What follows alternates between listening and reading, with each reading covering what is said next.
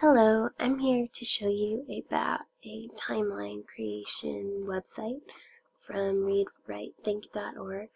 That's a website that has a lot of neat resources on it, but a timeline was something that I specifically used in as part of my social studies curriculum, and I have my kids make a timeline every year. I've done it in different ways where they'll either make a timeline about their own life or make a timeline about our school day and tell the different times during the day that we do different activities. But kids get excited about it at the beginning of the project. They get this long strip of paper and they get to use rulers. But a lot of times it winds up being more frustrating for them than fun because they have difficulty spacing their lines appropriately and cramming in all the information that they want to cram in. And I think that this tool is just really nice and simple for students at the grade level that I teach.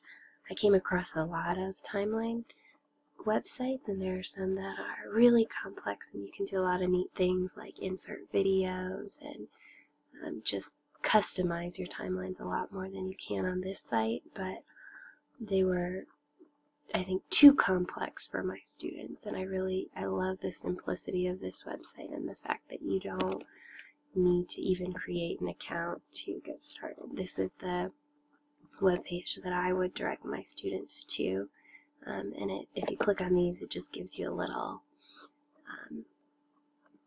idea of different styles of timelines. So this one is about dates. You can also, like I mentioned, having my students do a timeline of the school day using times. You could do events. So very simple second grade kind of level of a timeline. So you just get started by typing your name.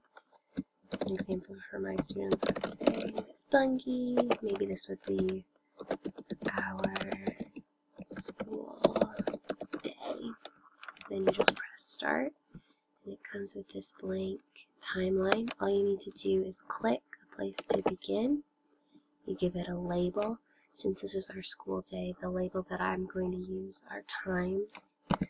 I'll put 8:20, school begins. Just hit the little check mark, it'll add it to the timeline.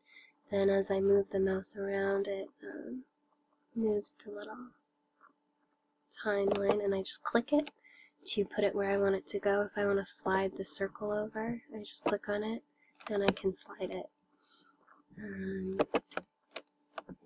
At 8:30, let's say we'll have our morning meeting.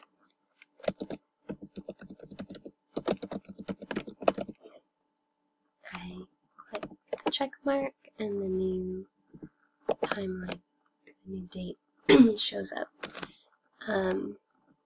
I can slide these all around so it doesn't automatically order them for students, which I think is kind of a good thing because we can work on putting things in the correct order, and it's okay for them to think of something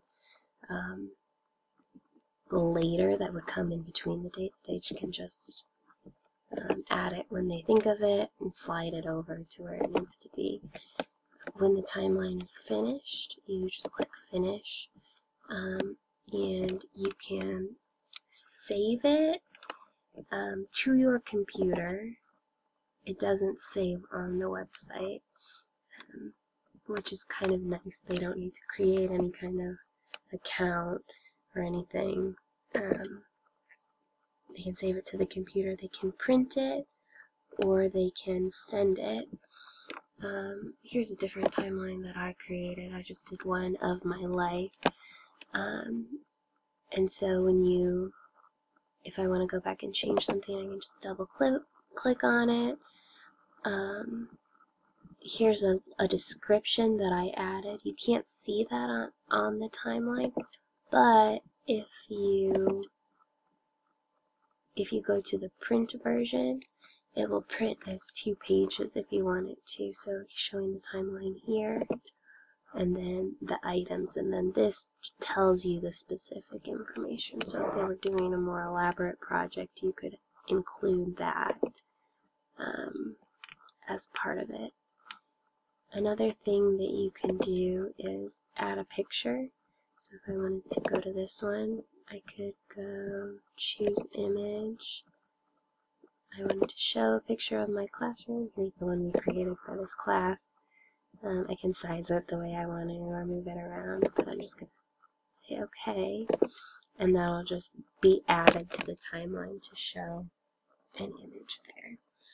So I think this is a really great tool for my purposes, which is just helping students understand how to use the timeline. We could work on spacing dates appropriately in this way. And there are a lot of projects my second and third graders could do with this beyond just making a timeline of their life or their school day. If we researched our state or states around the country, they could have a project where they each create a timeline about their specific state or the life of a famous person, or we could even use this in reading to show the different events in a story. I think that would be a really cool project that would work really well with the curriculum that we already do. It's very simple, and then for me to see and grade their timelines and assess them, I could have them either print it, or I could have them send it. I could give them my email address and just have them type it in there, and then it would go straight to me as a PDF to look over. So yeah, this is a really great timeline that I would recommend for teachers of younger grade students.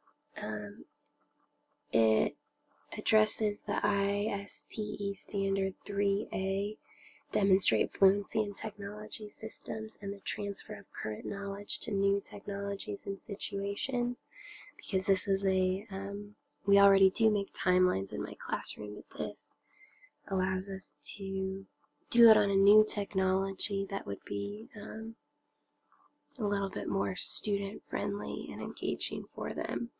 And also the standard 2A, which is design or adapt relevant learning experiences that incorporate digital tools and resources to promote student learning and creativity.